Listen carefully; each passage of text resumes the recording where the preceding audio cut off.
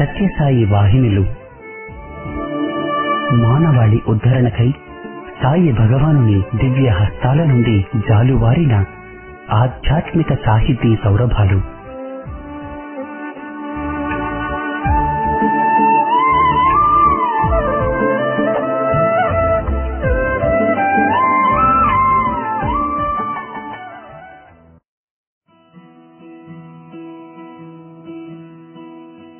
Radio Sai శ్రోతలందరికీ సాయిరాం.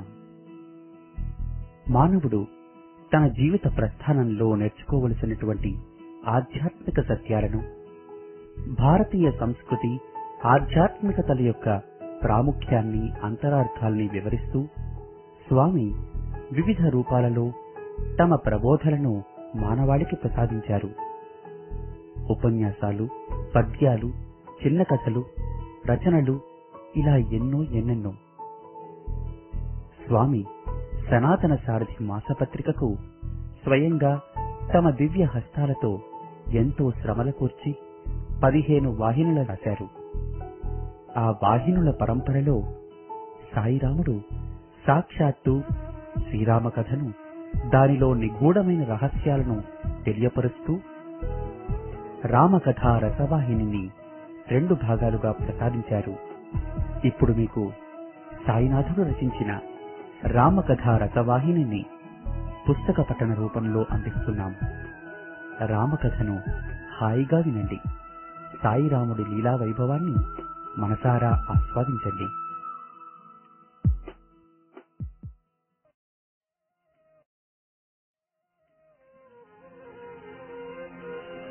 శ్రీరాఘవం దశరథాత్మజమప్రమేయం సీతాపతిం రఘుకులాన్వయ రత్నదీపం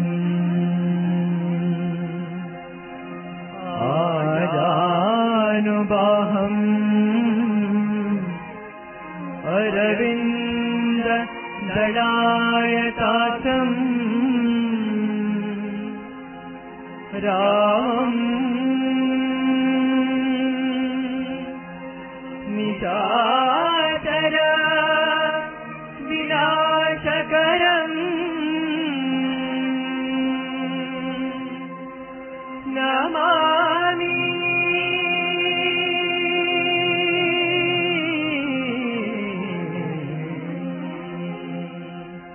రామకథను వినరయ్యా, రామకథను వినరయ్యా,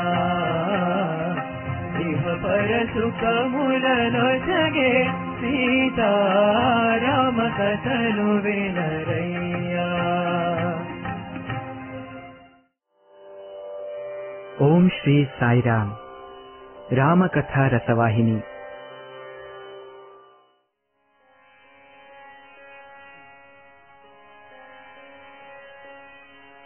ఆ 2 కొండల మధ్య ప్రదేశమున యజ్ఞము చేయుటకు తగిన ఏర్పాట్లు సలిపెను.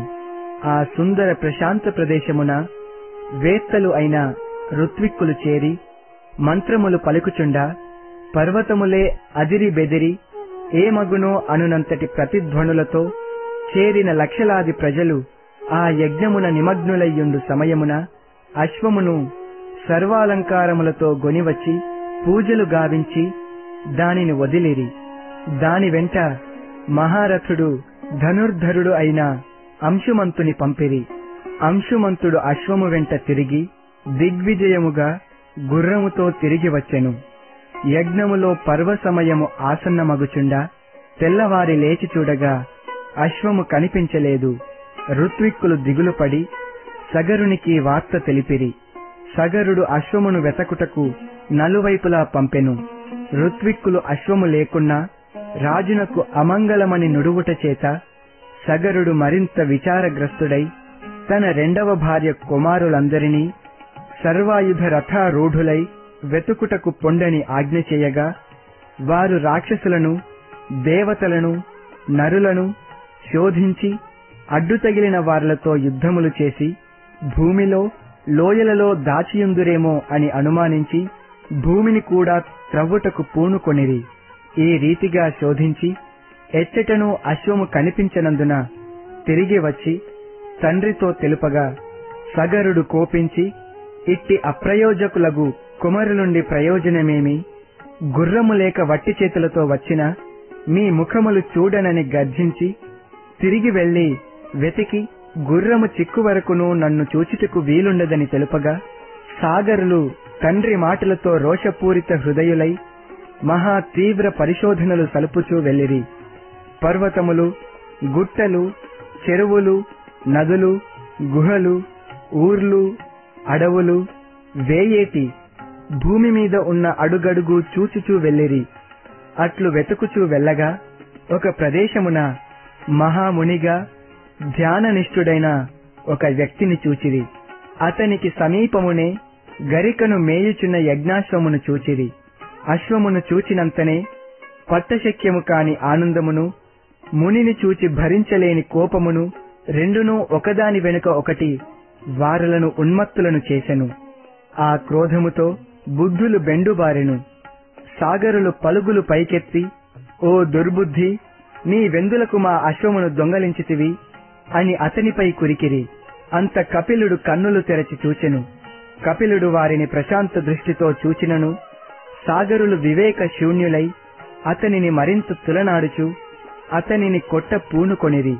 అంత కపిలుడు, ఈ మూఢులు మాటలకు లొంగువారలు కారు అని గమనించి తను వారలతో వాదనకు దిగుట మంచిది కాదని తెలుసుకొని వారలను నిమిషములో బూడిద గావించెను. ఎంత కాలమైనను సాగరులు తిరిగి రాకుండుట చూచి విచారించి యజ్ఞమును ఆపలేక ముందుకు జరుపలేక విచారముతో నుండుటను చూచి మనుమడైన అంశుమంతుడు తాతకు నమస్కరించి, తాత, ఆజ్ఞ ఇచ్చిన గుర్రమును పినతండ్రులను వెతికి తెత్తునని కోరగా సగరుడు ఆశీర్వదించి పంపెను. అంశుమంతుడు రాత్రి పగలు వెదకి అశ్వమున్న స్థానమును చేరెను. అక్కడనే తన పినతండ్రులు భస్మమై పడియున్న గుర్తులు కూడాను గమనించెను. పినతండ్రుల మరణమునకు విచారించి వారలకు జలతర్పణ మొసగుటకు అటు ఇటూ తిరిగెను. ఎచటను జలము కనిపించినందున విచారముతో మరికొంత దూరమేగెను. అచట ఒక మహనీయుడు ఎదురేగి, నాయనా, విచారించకు, లోకహితార్థమై కపిలుడు మీ పినతండ్రులనిట్లు శపించెను. దీనికి దుఃఖించనక్కరలేదు. లోకములోని నీళ్లతో తర్పణాలు వదులుట కంటే గంగాదేవిని ఈ భూమి మీదికి తెప్పించు ప్రయత్నము చేయుము. ఆ పవిత్ర గంగోదకము మీ పినతండ్రుల భస్మముల మీద ప్రవహించినచో వారు ధన్యులు కాగలరు. నీవు మొదట ఈ గుర్రమును గొనిపొమ్ము. తాతగారు సంకల్పించిన యజ్ఞమును పూర్తిగావించి తదుపరి మీ పినతండ్రుల సద్గతికి తగిన ప్రయత్నము చేపట్టుము అని దీవించగనే అంశుమంతుడు మునికి నమస్కరించి అతని ఆజ్ఞానుసారము అశ్వమును తీసుకొని యజ్ఞశాలను చేరెను. రాత్రి పగలు కన్నులు తెరచి ఎప్పుడు అశ్వము వచ్చునా అని చూచుచున్న ఋత్విక్కులు పరమానందపడిరి. అంతలో సాగరుల విషయము తెలుపుట మంచిది కాదని పూర్ణాహుతి జయప్రదముగా జరిపించి స్నానాదులు సలిపి తీర్థ ప్రసాదములు వినియోగించిన తరువాత అంశుమంతుడు సగరునకు సాగరుల వృత్తాంతము విశదముగా తెలిపి గంగను భూమికి తెచ్చు విషయమును కూడాను తెలిపెను. అందుకు సగరుడు ఆనందించి గంగను భూలోకమునకు తెచ్చు విధానమును సర్వ విధములా సలిపెను. కృతకృత్యుడు కాలేకపోయెను. తన కుమారుల విచారముతో వారలను పునీతులను చేయలేకపోతిని కదా అను దుఃఖముతో కృషించి సగరుడు దివంగతుడాయెను. రామ, సగరుడు కాలధర్మము చెందగనే ప్రజానుమతితో మంత్రులు అంశుమంతుని పట్టము కట్టిరి. ధార్మిక ఆధ్యాత్మిక శక్తి సంపన్నుడైన అంశుమంతుడు తన పాలనమునందెట్టి లోపమును రానీక ప్రజలను కన్న బిడ్డల వలె చూచుకొనుచుండెను. ఈ రీతిగా కొన్ని సంవత్సరములు రాజ్యము చేసి వృద్ధాప్యము ప్రారంభము కాగానే తన కుమారుడైన దిలీపునకు రాజ్యభారం అప్పజెప్పి పినతండ్రులను పునీతులను గావించునుద్దేశముతో గంగను భూమి మీదికి దింపుటకు తగిన తపంబొనరించుటకై హిమాలయమునకు వెళ్ళెను. కాని కృతకృత్యుడు కాకుండానే తలంపును నెరవేర్చుకొనకనే ముత్తాతలను ఉద్ధరించే ఉపాయములు అనేకము సలుపసాగెను. అనేక యజ్ఞయాగాది సత్కార్యములు గావించెను.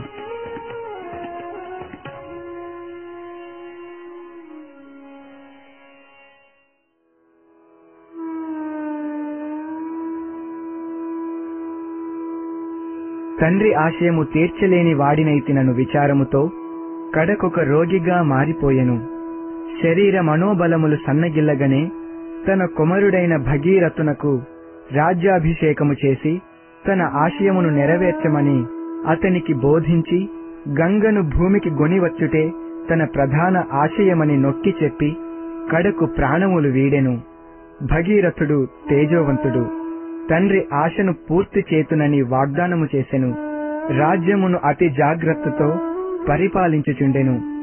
ఎంత కాలమైనను భగీరథునకు సంతానము కలుగనందున తాను కూడాను విచారమగ్నుడై సంతానము లేని కొరత ఒకవైపునను, గంగను భూమిపైకి గొనితెత్తునన్న తండ్రికిచ్చిన వాగ్దానము మరొక వైపునను అతనిని బాధించుచుండా సమయమును గమనించి రాజ్యపాలనము మంత్రులకప్పజెప్పి గోకర్ణ క్షేత్రమునకు వెళ్లి మండు టెండలో మాసమునకొక పూట మాత్రమే ఆహారము తీసుకొని జితేంద్రియుడై ఘోర తపమాచరించెను.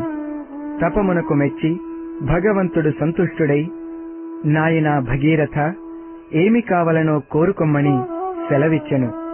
భగీరథుడు కన్నులు తెరచి కోటి సూర్యకాంతిని దర్శించి నమస్కరించి, స్వామి, మా ముత్తాతలను పునీతులను గావించుటకై గంగను భూమిపై ప్రవహింపజేయుము. ఇక్ష్వాకుల వంశము నాతో కృషించిపోకుండా వంశాభివృద్ధిని అనుగ్రహింపుము అని పాదములపై బడెను. అంత హరి, నాయనా, మొదటి కోరిక మహా దుర్లభమైనది అయినను నెరవేర్తును. ఇక నీకు సుపుత్రుడు పుట్టి వంశాభివృద్ధిని గాంచగలడు, లెమ్ము అని ఆశీర్వదించి, భగీరథ, గంగ మహా తీవ్రగామిని. అది భూమిపై పడగనే భూమి భరించలేదు. భరించునంతటి శక్తి లేకుండుటచే నీవు భూపతివి కనుక కొంత యోచించవలెను. గంగ ఒకే తూరి భూమిపై దుమికిన మహా ప్రమాదము సంభవించునుగాన హరశిరమున ప్రవేశించి అచటి నుండి మెల్లగా భూమిపై ప్రవహించిన భూలోకవాసులకు సంక్షేమమేర్పడునని తెలిపి వెళ్ళెను. అప్పటి నుండి భగీరథుడు హరుని గూర్చి తపంబాచరించి హరుని ప్రసన్నుని గావించుకొని హరుడు తన శిరమున గంగను 7 పాయలుగా ప్రవహింపజేసికొనెను. ఛాదిని, నలిని, పావని అను 3 పాయలు తూర్పునకు ప్రవహించును. సుచక్షు, సిత, సింధు అను పేర్లతో పడమటి దిక్కునకు ప్రవహించును. 7వ పాయ భగీరథ రాజర్షి వెంట బయలుదేరెను.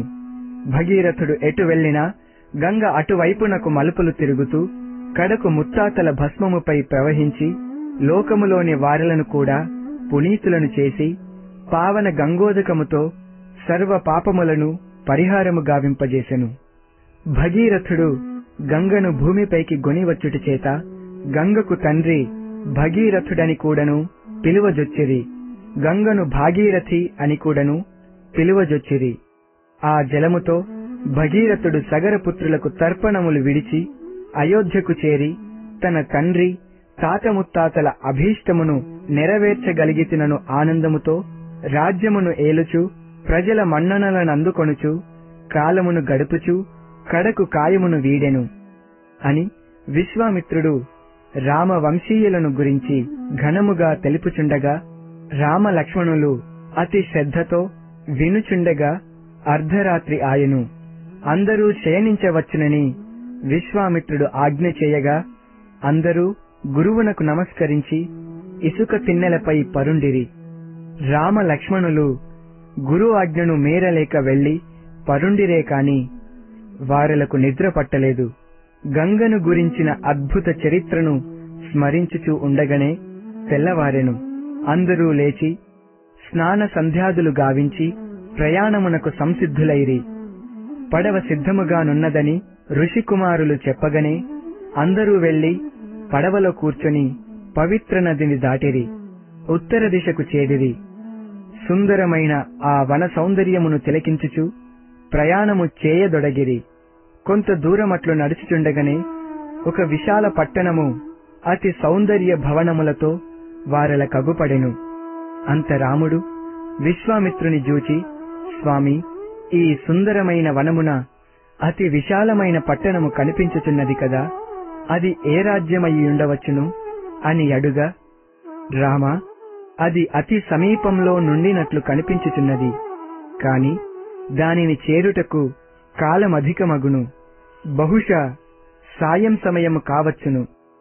సమీపమునకు వెళ్లిన తరువాత ఆ పట్టణపు పూర్వ వృత్తాంతము తెలుపుదును.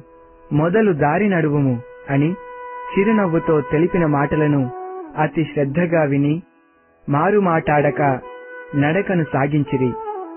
పల్లమునకు దిగినప్పుడు అసలు గ్రామమేమియూ కనిపించుటలేదు. కొంత మిట్టకు రాగానే అతి సమీపమునకు వచ్చినట్లు కనిపించెను. ఈ రీతిగా నడిచి నడిచి విశ్వామిత్రుడు చెప్పినట్లులా సాయం సమయమునకు ఇంకనూ పట్టణములో ప్రవేశింపలేకపోయిరి.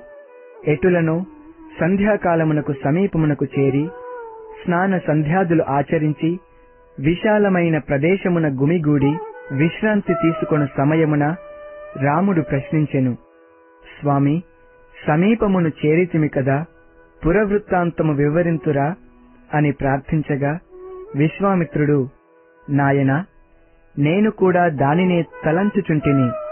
మనసెరిగిన వాడవనుట నాకు తెలిసియు మాయ మధ్య మధ్య అట్లు వికార మార్గమున పడద్రోయును. మనసు స్వాధీనమందుంచుట అందరికీ సాధ్యము కాదు.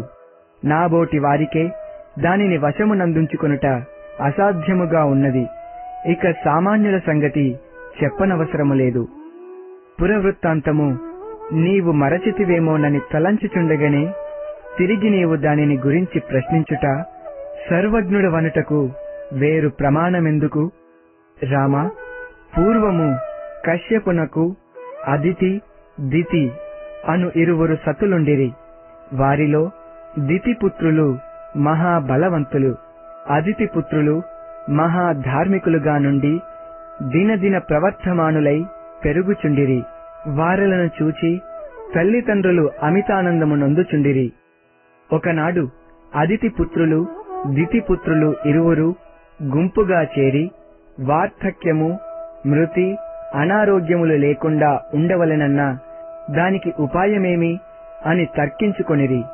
కడకు పాలకడలిని చిలికిన అందులో అమృతము పుట్టుననియు, ఆ అమృతమును త్రాగిన జరామరణములు లేకుండుననియు వారు నిశ్చయించుకొని మందర పర్వతమును కవ్వముగను, వాసుకి అను సర్పమును త్రాడుగను చేసుకొని క్షీరసముద్రమును చిలుకుటకు మొదలుపెట్టిరి.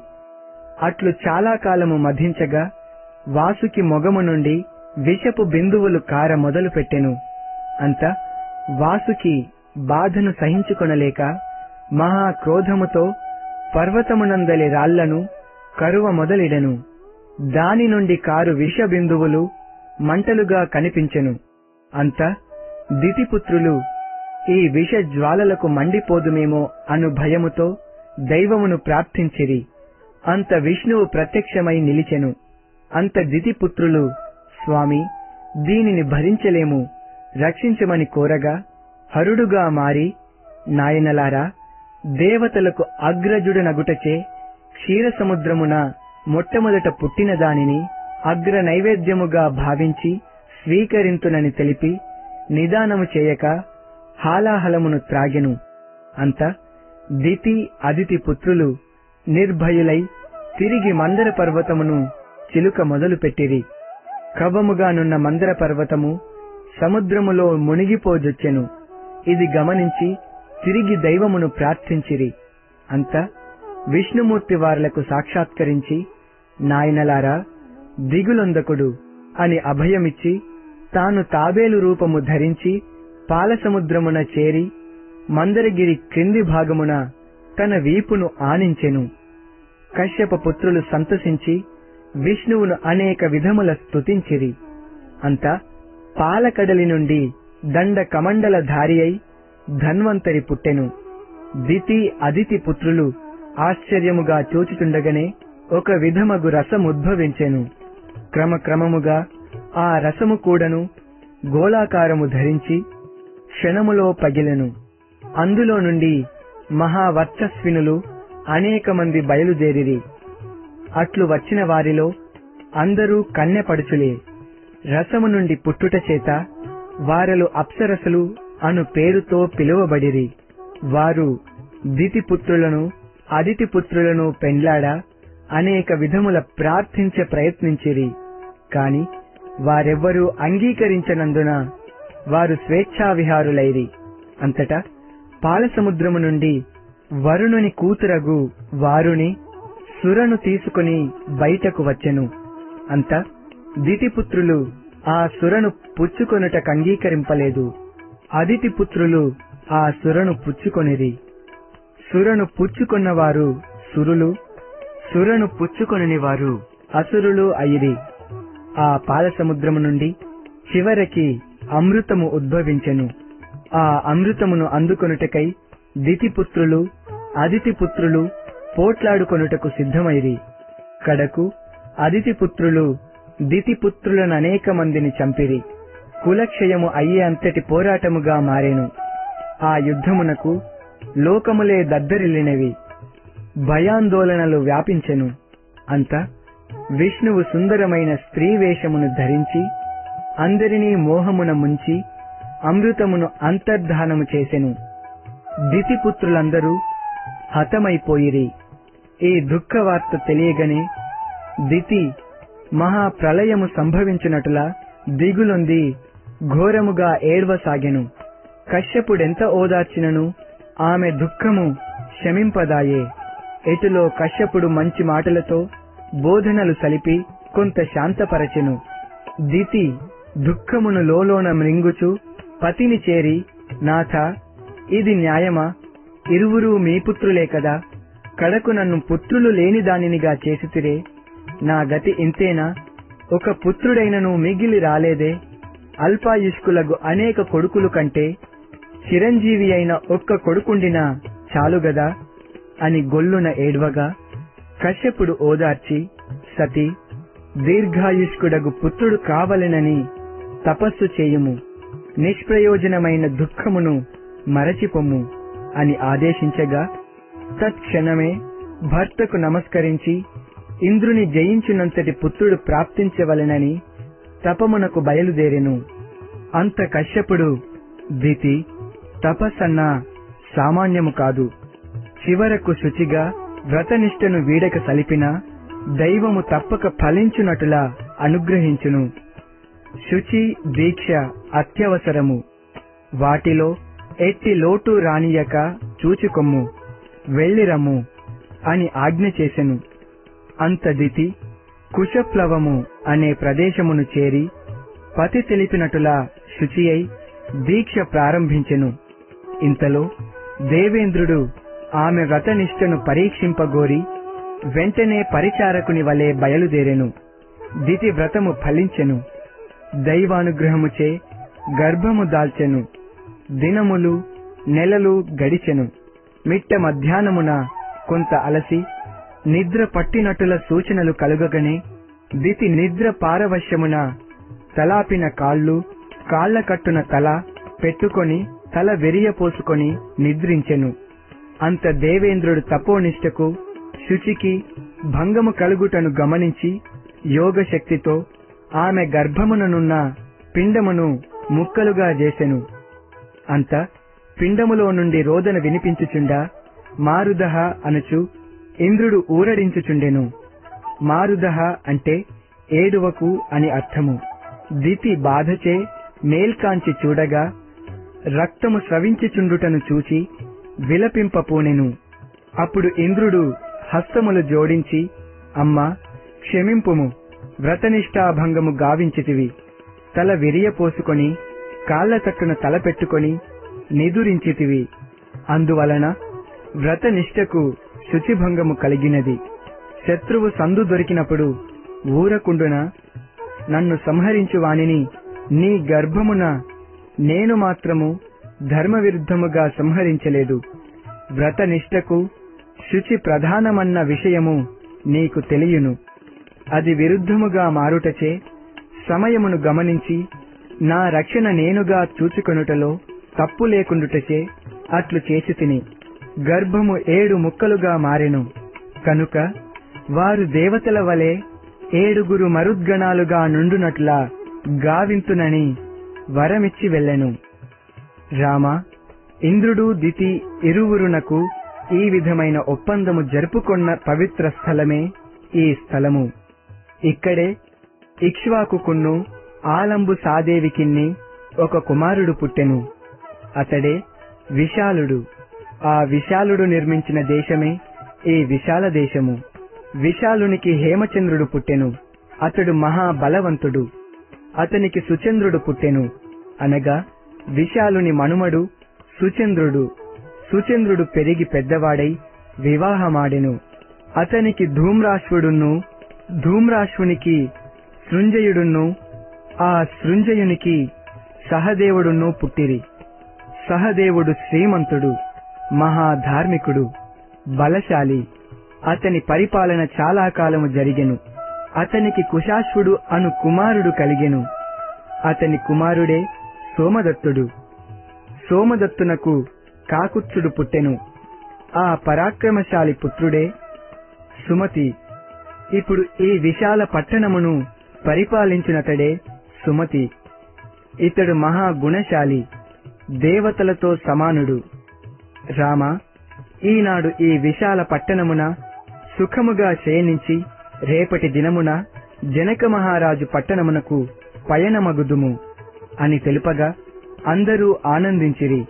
ఇంతలో విశ్వామిత్ర మహర్షి తమ పట్టణ ప్రాంతమునకు వచ్చినట్టులా దూతలచే తెలిసికొని సుమతి తమ పరివారముతో పురోహితులతో వెళ్లి విశ్వామిత్రుల వారిని తమ గ్రామములో ప్రవేశించి రాజభవనమును పవిత్రము చేయమని ప్రార్థించెను.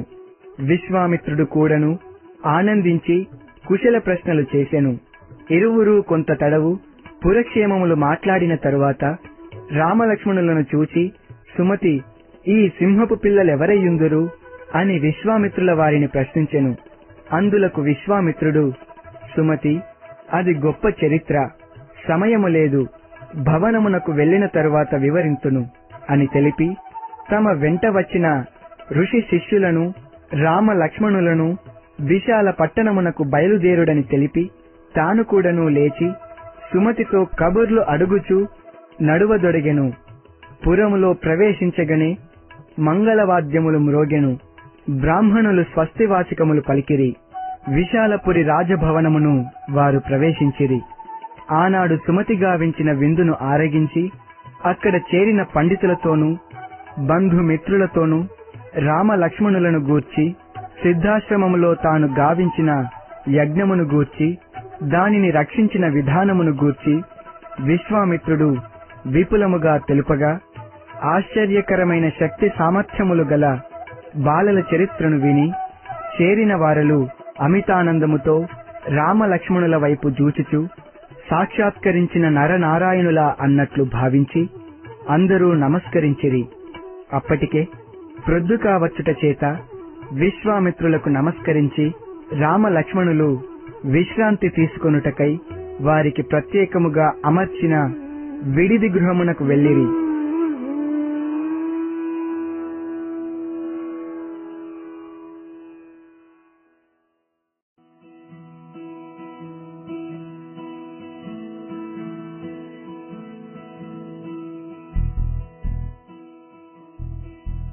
ఇంతవరకు మీరు సాయి భగవానుడు రచించిన రామకథా రసవాహిని పుస్తక పఠనాన్ని విన్నారు.